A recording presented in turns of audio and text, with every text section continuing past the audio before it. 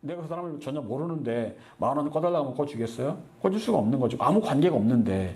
평소에 알고 지낸 사람에게 가서 10,000원 꺼달라고 하면 꺼줄 수 있는 거잖아요. 근데 전혀 모르는데 예수님과 나 관계가 전혀 없는데 단지 교회만 다닌다는 이유로 내가 기도한다면 그 기도가 응답이 되겠습니까? 내가 널 모르는데 내가 너의 기도를 왜 들어줘야 되니? 말씀하신다면 할 말이 없는 거잖아요. 그런데 평소에 예수님과 친합니다.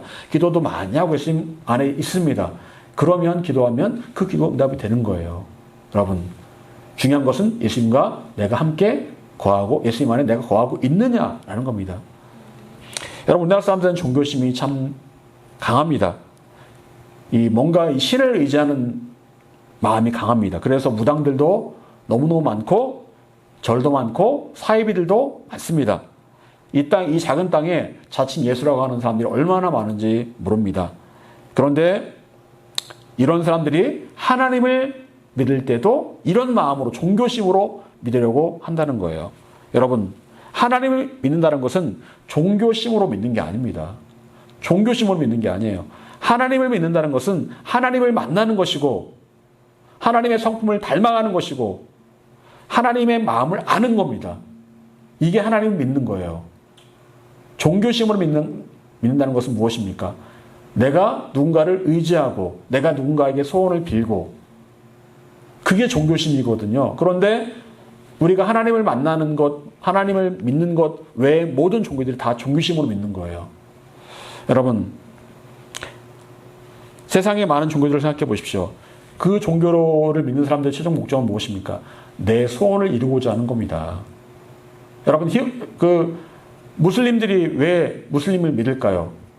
그들이 말하는 건 그겁니다. 나중에 내가 테러를 한다 할지라도 나중에 내가 본인들이 말하는 천국에 가서 거기 가면은 그런다는 겁니다. 천국에 가면 내가 테러로 죽는다 할지라도 거기 가면 큰 집에 살면서 여자들이 엄청 많을 거다. 그게 천국이다라고 말을 한다라는 거예요. 여러분, 그게 말이 됩니까? 남자는 인격이 여자들의 인격이 아니에요. 가면은 여자들은 그 한 남자를 위해서 그 집에서 봉사하는 사람들이에요. 말이 안 되는 건데 그들은 그걸 믿습니다. 그 무슬림의 남자들이 그걸 믿는다니까. 테러를 하고 자폭을 하는 사람이 그걸 믿는다니까요. 본인들의 목적을 위해서 종교를 믿는 거예요. 여러분, 그리고 사람들은요, 자기가 믿는 신을 두려워합니다. 두려워해요. 무서워해요. 그래서 행여라도 내가 믿는 그 신이 나한테 화를 낼까봐, 화를 줄까봐 굉장히 두려움에 떠는 게 그들의 모습입니다. 잘 보세요. 무당들이 보세요.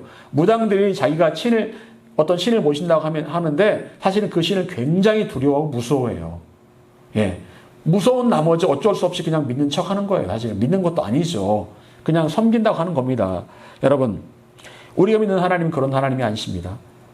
하나님은 나를 자녀 삼아 주셨고 우리의 친구가 되기 원하십니다. 종교심으로 믿는 보통 종교심으로 믿는 그들과는 완전히 다르다는 겁니다.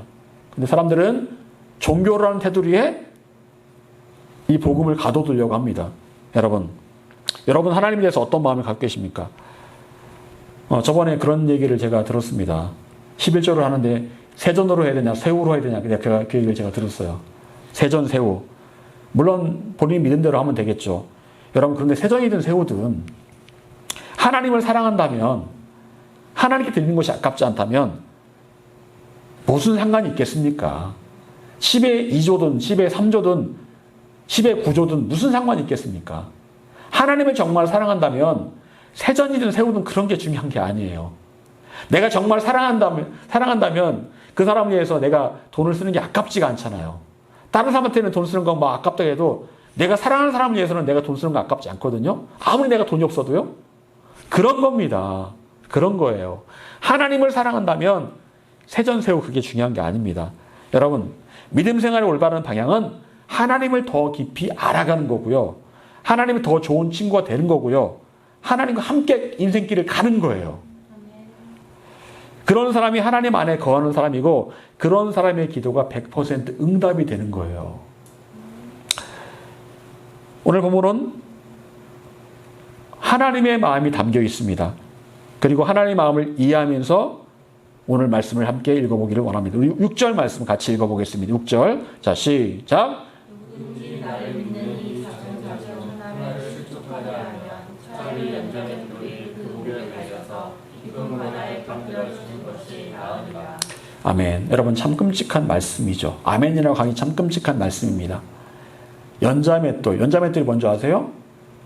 소나 말이 돌리는 엄청나게 무거운 그 맷돌을 말하는 겁니다. 사람이 감히 들 수 없는 그 맷돌. 이만한 맷돌. TV에 가끔 나오죠.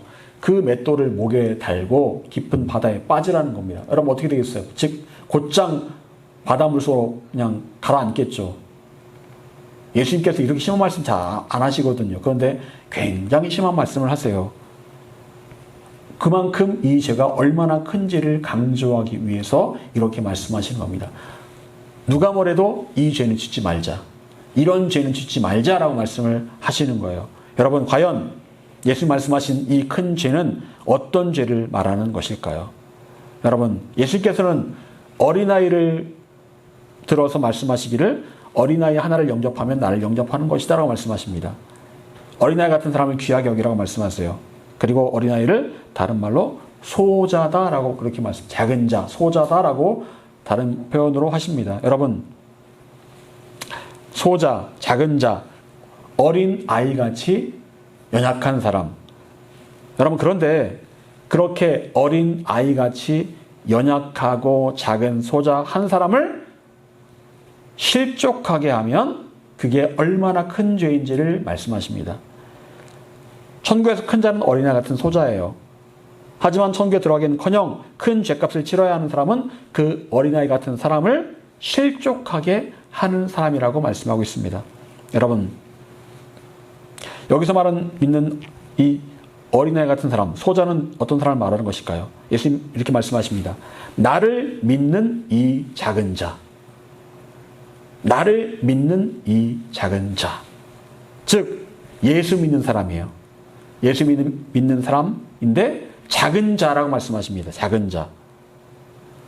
작은 자. 곧 이 사람은 예수님을 같이 믿고 있는 믿음의 형제요 가족을 말하는 겁니다. 그런데 이런 사람은 멀리 있는 게 아니고 가까이 있는 사람이에요. 가까이에서 같이 믿음 생활하는 사람, 같이 교회 다니는 사람, 하나님 함께 예배하는 사람. 그런데 작은 자라고 말씀하십니다. 곧 아직 믿음이 약하고 연약한 사람을 말하는 겁니다. 믿음이 약하고 연약한 사람. 믿음 생활 한 지 얼마 되지 않아서 아직은 양육하고 돌봐주어야 하는 사람. 믿음에서는 햇병아리 같은 사람. 믿음이 자라지 않은 사람. 이런 사람을 여기서 말한 작은 자다라고 말할 수가 있는 겁니다. 웬만한 파도에는 절대로 떠밀려가지 않는 그런 사람 말고요. 믿음의 거장 말고요. 웬만한 일로 시험에 들지 않는 사람 말고요. 조금만 일해도 시험에 들고 마음 상하는 사람, 그런 사람 말하는 겁니다. 여러분 교회에 그런 사람 있죠. 조금만 뭐 해도 믿음 마음 상하고 삐지고 교회 안 나오고 하는 사람 있죠. 있습니다. 그런 사람을 말하는 겁니다. 그런데 그런 사람을 실족하게 한다? 실족하게 한다는 말은 무슨 말일까? 원어 성경에 보니까 죄로 끌어들이게 하다, 넘어지게 하다, 비틀거리게 하다. 여러분 우리는 한 사람이 예수님을 잘 믿도록 도와줄 수 있습니다. 한 사람의 믿음이 성장하도록 함께 기도해주고 이끌어주고 힘을 주고 격려해주고 위로해줄 수 있습니다. 제가 처음 믿음 생활할 때 저의 중고등부 부장 집사님이 그런 분이셨어요. 제가 고등학교 때부터 교회를 처음 나오기 시작했는데 누구의 전도를 받아서 나온 것도 아니고 혼자 나갔습니다. 그런데 그분이 제가 처음엔 중고등부 예배를 안 드렸거든요. 있는 줄도 몰랐고 그때는 처음 교회를 나갔기 때문에 중고등부가 있는 건지 뭐 어떤지 몰랐어요. 그냥 어른 예배를 나갔습니다. 큰 성경을 들고 나갔는데 그 집사님이 어느 날 제 옆에 앉으시더니 저보고 신학생이냐고 물어보시더라고요. 신학생이냐고. 왜냐하면 성경이 이따만하게 크니까 신학생이냐고 해서 신학생 아닌데 했더니 고등학생인데 했더니 고등학생이냐고. 그러면서 고등학생이면은 아니 학생의 예배를 나와야지 왜 이 어른 예배도 물론 좋지만 학생 예배를 나오라고 그러는 거예요. 그래서 학생 예배가 뭡니까 했더니 중고등학생들이 따로 예배 드리는 게 있대요. 그래서 거기를 나오라는 거예요. 그래서 제가 나갔죠. 사실 제가 숫기가 없기 때문에 그런데 낯선 사람들 앞에 나가는 거 굉장히 좀 이렇게 좀 싫어하거든요. 근데 어쨌든 나오라고 하길래 나갔습니다. 나갔는데 그분이 이제 그 중고등부 부장 집사님이시더라고요. 그 당시에는 교역자가 따로 없었고요. 그분이 맡아서 하셨습니다. 그래서 그분이 가르쳐 주시는데 어떻게 기도해야 되는지 뭐 이걸 다 가르쳐 주시는 거예요. 그날 그때만 하더라도 매일 저녁 기도가 있었습니다. 학생의 매일 저녁 기도가 있었어요. 10시에 학교 끝나고 와서 아이들이 다 교회에 모여서 함께 1시간 동안 기도를 하는 겁니다. 찬양하고. 저도 이제 학교에서 공부 마치고 들려서 기도를 하러 갔죠. 그때마다 얼마나 이렇게 함께 기도를 잘해 주시는지 제가 그분을 보고서 정말 많이 배웠습니다. 저의 그 처음 믿음 생활의 멘토 같은 그런 분이셨어요. 네. 그래서 그 당시 중고등부 학생들이 대부분 그분을 보면서 믿음 생활을 배웠고 바르게 성장할 수 있었습니다. 하나님께서 저를 그 교회에 보내신 이유가 있었어요. 제가 학교를 갈 때, 고등학교로 갈 때, 고등학교 제 앞쪽에 그 교회가 있었거든요. 근데 볼 때마다 나중에 내가 교회를 가게 되면 저 교회를 한번 가야 되겠다 생각을 했는데 그 교회를 보내신 이유가 있더라고요. 그 교회에 저를 믿음으로 이끌어 주실 분이 있었기 때문에 그 교회에 저를 보내신 거였어요. 하나님의 특별한 계획이었죠. 그분을 만났기 때문에 바르게 믿음이 성장할 수 있었고 하나님을 사랑하는 법을 제가 배울 수 있게 되었고 기도하는 법을 배울 수 있게 되었습니다. 여러분, 하나님께서는 때로 우리에게 이런 사람을 붙여주실 때가 있습니다. 아직 예수님을 믿지 않는 사람을 붙여주실 수도 있고 아직 믿음이 연약한 사람을 붙여주실 수도 있습니다. 우리는 어떻게 해야 될까요? 그 사람이 예수님을 잘 믿을 수 있도록 내가 최선을 다해 도와줄 수 있어야 합니다. 나의 삶을 통해서 예수님이 과연 어떤 분인지를 증거할 수 있어야 돼요. 그분이 그랬거든요. 늘 철야를 하시면서 기도하셨고 그랬던 분인데 삶을 통해서 예수님의 모습을 보여주셨어요. 말 한마디 행동 하나에 예수님의 살아계심을 나타낼 수가 있었습니다. 그분은 늘 입에서 나오는 말은 항상 찬송이었어요. 찬송. 흘러나오는 노래가 다 찬송이었어요. 찬송이었었고 늘 하는 말이 다 믿음의 말들이었습니다. 보면서 예수 믿는 사람은 저렇게 해야 되는 거구나. 항상 찬송하고 항상 저렇게 믿음의 말을 해야 되는구나. 제가 그걸 배웠거든요. 그때요. 그렇게 살다 보면 내가 굳이 전도하지 않아도 자연스럽게 어떤 사람이 나의 모습을 보고 예수 믿겠다고 그렇게 찾아오게 되어 있습니다. 여러분, 그렇게 해서 한 영혼을 예수 믿는 사람 만든다면 얼마나 가치 있는 일입니까? 예수님께서는 한 마리의 잃어버린 양을 찾을 때 99마리의 회개할 필요가 없는 양들보다 더 기쁘다고 말씀하셨어요. 그래서 천국에서 잔치가 벌어진다라고 말씀하십니다. 한 마리를 찾을 때. 여러분, 예수님께서 우리에게 일상에서 수많은 만남을 허락하시고 누군가를 만나게 하신 이유가 뭘까요? 가장 중요한 이유는 바로 내가 그 사람에게 예수 믿는 사람다운 모습을 보여서 그 사람을 아버지 하나님께로 인도하라고 그렇게 하신 것을 우리는 믿습니다. 빛의 열매는 모든 착함과 의로움과 진실함에 있느니라. 우린 빛의 열매를 맺을 수 있어야 됩니다. 우린 빛의 자녀들이에요. 따라서 빛의 열매를 맺을 수 있어야 됩니다. 우리의 삶을 통해서 착함과 의로움과 진실함이 있어야 됩니다. 남들이 나를 보면서 야 바보 손해보고 사냐 라고 말할 수 있겠지만 나를 비난할 수 있겠지만 그래도 우리는 늘 착해야 되고 의로해야 되고 진실해야 됩니다. 그래서 열매가 있어야 되는 겁니다. 사람들이 열매를 보고 하나님께 영광을 돌리면서 나를 통해 예수를 믿겠다라고 그렇게 고백할 수 있어야 됩니다. 그게 정상적인 크리스찬의 모습이에요. 여러분, 나의 말과 행동을 통해서 예수님이 드러나셔야 됩니다. 예수의 향기가 드러나야 돼요. 빛의 열매가 나타나야 됩니다.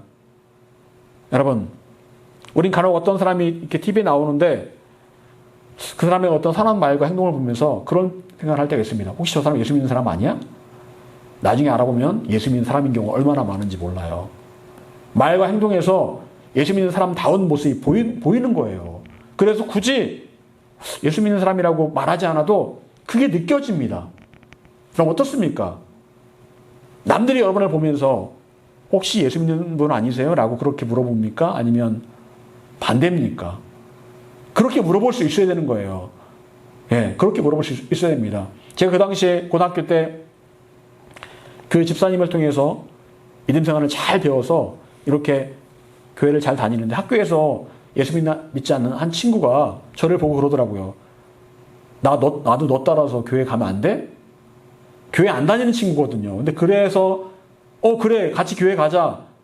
그 친구가 같이 제가 그 친구를 전도를 했거든요. 그런 일이 벌어져서 제가 그 친구에게 교회 가자라고 말을 안 했거든 처음에. 근데 그 친구가 저 보면서 나도 너 따라서 교회 가면 안 돼? 그렇게 물어보더라고요. 그리고 또 한 친구는요. 교회 안 다니는 친구인데 그 친구도 오늘 갑자기 영화를 저한테 추천하는 거예요. 미션이라는 영화에서 더 미션이라는 영화. 여러분 로버트 드니로라는 그 배우 아시죠? 네, 넬라 판타지에 나오는 그 배경음악 나오는 그 왜 이 영화를 추천을 해주는데 했더니 너한테 딱 맞는 영화야. 그러는 거예요. 왜? 했더니 이게 나는 교회 안 다니지만 이건 교회 다니는 사람이 보면 좋을 영화 같아. 너한테 추천해 하면서 그렇게 얘기를 하더라고. 제가 교회 다닌다는 말, 교회 다니라고 말하는 것도 아닌데 그 친구가 저하고 보면서 너는 이 영화를 볼 만한 그런 자격이 있어라고 생각했나 봐요. 그래서 저한테 그 영화를 추천을 해주더라고요. 갑자기 어느 날 갑자기.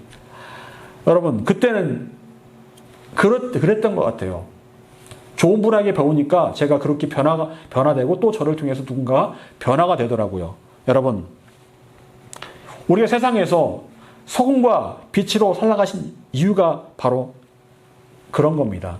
세상에서 짠맛을 잃지 말고 빛을 잃지 말아라 라고 말씀을 하시는 거예요. 그러면 사람들이 짠맛을 보고 너를 통해서 예수님을 만나게 될 것이다. 그걸 말씀하고 있는 겁니다. 가장 자연스러운 전도 방법이죠. 하지만 안타깝게도 그 반대로 사는 사람들이 얼마나 많은지 모릅니다. 오늘 예수님 말씀하신 것처럼 한 사람을 실족시켜서 나도 지옥으로 가고 또 다른 사람도 지옥으로 끌고 가는 사람들이 얼마나 많습니까? 그런 목사들이 얼마나 많습니까? 그런 교회 장로, 권사들이 얼마나 많습니까? 차라리 연자매들 목에 걸고 빠져 죽어라. 이 말씀하시는 거예요. 여러분 얼마 전 제가 사역했던 어떠한 교회 이야기를 들었습니다. 새로운 목사님 오셨는데 예전에 교회를 잘 다니던 한 자매가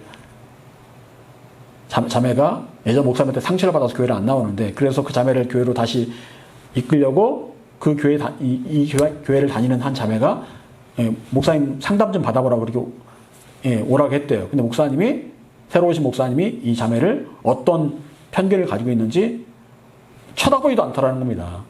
그래서 이 자매가 너무너무 다시 또 큰 상처를 받아서 다시는 교회 안 나올 거라고 그렇게 말하면서 나갔다는 거예요. 여러분, 교회 안에 이런 일이 얼마나 많습니까? 얼마나 많습니까? 제가 알던 어떤 집사님 부부는 다른 교회에 있다가 교회 오셨는데 너무너무 열심히 하셨어요. 근데 그 교회 성도들이 이 두 분 집사님이 열심히 하는 꼴 보기가 싫었나 봐요. 그래가지고 시기 질투를 하는 겁니다. 시기 질투를 하는 거예요. 너무 열심히 하니까 막 꼴 보기 싫은 거예요. 왜 그런 거 있죠? 같이 놀 때는 같이 놀고 일할 때는 같이 일하고 해야 되는데 남들 놀 때도 일하고 일할 때도 일하고 그런 사람 있잖아요. 그러면 사람들이 생각할 때 꼴 보기 싫어. 누구는 일할 줄 몰라서 일 안 하나? 이렇게 생각할 수 있단 말이에요. 근데 교회에서는 그러면 안 되잖아요. 세상에는 그럴 수 있다 치더라도. 그래서 그 두 분이 결국에 상처받고 다른 길로 또 가셨어요.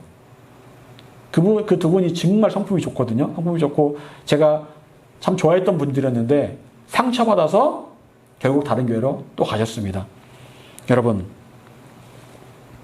실제로 교회 잘 다니다가 교회 안 다니는 많은 분들이 교회 안에서 같은 교인들에게 상처를 받아서 교회 안 나오는 경우가 얼마나 많은지 모릅니다.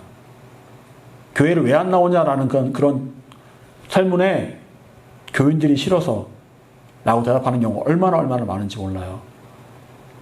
하나님 싫어서 라고 말하는 사람은 별로 없습니다. 교인이 싫어서. 여러분, 한 사람이라도 더 예수 믿게 하는 것도 모자라서 믿음생활 이제 막 시작한 사람들을 격려해 주지는 못할 망정 오히려 실족하게 한다면 연자매들을 목에 걸고 바닷물에 빠져 죽는 게 낫다라고 말씀하세요. 여러분, 우리 각자의 믿음의 수준은 다릅니다. 믿음 좋은 사람이 있고 믿음이 연약한 사람이 있고 완전 초신자도 있습니다. 믿음이 전혀 없는 사람도 있어요. 그런데 그 모든 사람들이 교회 안에 함께 섞여 있습니다. 왜 믿음의 수준이 다른 사람들이 함께 섞여 있는 걸까요? 그건 바로 교회가 가족 공동체이기 때문에 그렇습니다. 여러분, 가족 안에는 할아버지도 있고 아버지도 있고 손자도 있고 아들도 있습니다. 할아버지는 할아버지 역할이 있는 거예요. 아버지는 아버지 역할이 있는 겁니다. 할아버지는 아들을 잘 이끌어주고 손자를 잘 이뻐해주고 양육하는 게 할아버지 역할이에요. 아버지도 본이 되는 게 아버지 역할입니다. 그게 바로 올바른 교회 공동체의 모습이죠. 한 가족이면서도 할아버지가 어린 손자의 모습을 이해하지 못하면서 너는 왜 맨날 그 모양이냐 하고 핀잔을 주면 손자가 얼마나 상처받겠습니까? 난 아직 어린데. 여러분 그 얘기 잘 아시잖아요. 영조와 사도세자의 이야기. 영조는 그 어머니가 무술이었습니다. 무술이. 천한 무술이었어요. 그러다 보니까 이 신분에 대한 어떤 그런 컴플렉스가 있었습니다. 그래서 자기가 낳은 그 아들 사도세자를 철저하게 완벽하게 교육을 시키려고 했습니다. 대리청정을 시키죠. 그런데 아버지가 뒤에서 딱하니 앉아가지고 쳐다보는데 아들이 뭘 어떻게 잘할 수 있겠으면 굉장히 긴장되죠. 그래서 실수도 하고 그러면은 아버지가 어떻게 해요? 내가 저렇게 해놨는데 네가 맘대로 왜 그렇게 하냐고 하면서 아버지가 핀잔을 주고 막 화를 내고 그럽니다. 여러분 얼마나 주눅들겠습니까? 아버지가 뒤에서 떡하니 버티고 앉아가지고 그렇게 얘기하는데 대리청정이 아니죠. 이거는 거의 감시와 억압과 감시죠. 그러니까 나중에 그 사도세자가 어떻게 됐습니까? 미쳐버리잖아요. 미쳐가지고 내시를 죽이고 궁녀를 죽입니다. 뭐 100명을 죽였다는 얘기도 있고 그런데 그래서 결국에는 이 정신이 완전히 미쳐버려가지고 영조가 그 아들을 어떻게 합니까? 뒤주에 놓고 굶어 죽입니다. 나중에 보니까 그 사도세자가 너무너무 그 뜨거운 여름날에 너무너무 목마르는데 마실 물이 없으니까 자기 오줌을 받아 먹었다고 하더라고요. 그러다 결국에는 그렇게 뒤주에서 굶어 죽었습니다. 여러분 그렇게 되지 않을 수 있었잖아요. 사도세자가 굉장히 영특했다고 하더라고요. 그러면 아버지 영조가 어떻게 했어야 되는 걸까요? 아들이니까 그래 봐주자. 아들이니까 충분히 이해해주자. 아직은 미숙하니까 보듬어주고 안아주고 격려해주고 그래 잘한다 했어야 되는데 완벽한 걸 요구하니까 아버지 같은 완벽함을 요구하니까 아들이 숨이나 쉴 수 있겠습니까? 결국 아들을 죽인 거는 아버지예요. 아버지. 영조라는 그 무지막지한 아버지가 아들을 죽인 겁니다. 어린 아들은 아버지에 의해서 상처받고 실족한 거예요. 여러분, 나보다 믿음이 약하고 나보다 못한 사람에게 우린 때로 다그칩니다. 똑바로 하라고, 제대로 하라고. 마치 영조가 어린 사도세자에게 그렇게 한 것처럼 그렇게 말할 수 있습니다. 물론 가르친다는 명목하에 그럴 수 있습니다. 걱정돼서 그럴 수 있어요. 하지만 늘 조심해야 되는 것은 잘못하면 나의 말과 행동 때문에 상대방이 상처받을 수 있고 넘어질 수 있고 회복 불가능이 될 수 있다는 거예요. 그래서 교인이 싫어서 교회 안 나간다고 하고 사람에게 실족해서 교회 잘 다니다가 교회 떠난 사람들이 얼마나 많습니까? 예수님께서는 7절에 이렇게 말씀하십니다. 실족하게 하는 일들이 있음으로 말미암아 세상에 화가 있도다. 실족하게 하는 일이 없을 수는 없으나 실족하게 하는 그 사람에게는 화가 있도다. 실족하게 하는 일이 없을 수는 없다. 분명히 생길 수 있다. 사람이 살다 보면 때로 상처를 주고받을 수 있다. 자이든 타이든 그럴 수 있다라는 거예요. 하지만 오롯이 그 일에 대한 책임은 본인이 져야 되는 거예요. 여러분 혹시 누군가를 실족하게 할 수 있습니다. 저 때문에도 여러분들이 실족당할 수 있습니다. 상처받을 수 있어요. 하지만 다시 일으켜 세워져야 하는 것도 본인의 책임입니다. 미안하다고 진심으로 용서를 빌어야 한다면 그렇게 해서라도 넘어진 사람을 다시 일으켜 세워 주어야 합니다. 그게 그리스도인이에요. 고린도전서 8장 9절은 이렇게 말씀합니다. 그런즉 너희의 자유가 믿음이 약한 자들에게 걸려 넘어지게 하는 것이 되지 않도록 조심하라. 바울은 시장에서 산 음식을 먹을 수도 있고 먹지 않을 수도 있다고 말합니다. 시장에서 구입하는 음식은 우상에게 드려진 음식일 확률이 높습니다. 그런데 믿음으로 먹으면 문제가 없다. 그럼 물론 우리가 제사 음식을 알고서 마음에 거리낌이 있어서 먹지 않겠다면 그건 안 먹는 게 좋습니다. 하지만 내가 믿음으로 이거는 거리낌이 없다라고 하면 상관은 없어요. 그런데 내가 먹는 모습을 보면서 누군가 실족한다. 저거 먹으면 안 되는 거 아닌가? 라고 생각하는 사람이 있다면 먹으면 안 된다라는 거예요. 지금 그걸 말하는 겁니다. 바울은요. 나의 작고 사소한 행동으로 인해서 다른 누군가가 시험에 들고 실족할 수 있다면 그 일은 해서는 안 된다라는 거예요. 여러분, 제가 저번에도 말씀드린 적 있죠? 어떤 목사님이 무알코올 맥주를 일하면서 먹었다는 거 아닙니까? 여러분 문제 없잖아요. 사실은 그냥 무알코올이니까 그냥 탄산음료라고 보면 돼요. 근데 그걸 누군가 보면서 실족할 수 있거든요.